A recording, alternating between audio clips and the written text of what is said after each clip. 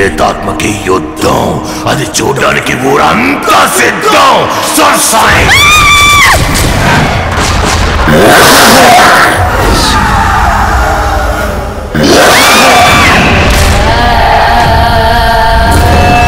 ఉత్తొత్తునేమ్మా, నిజమేనమ్మా.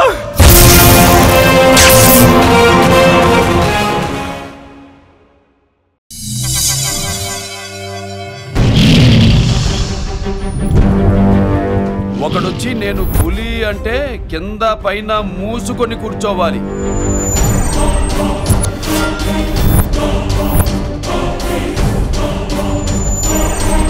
నేను చెయ్యి చాచినప్పుడే సెకండ్ ఇవ్వు.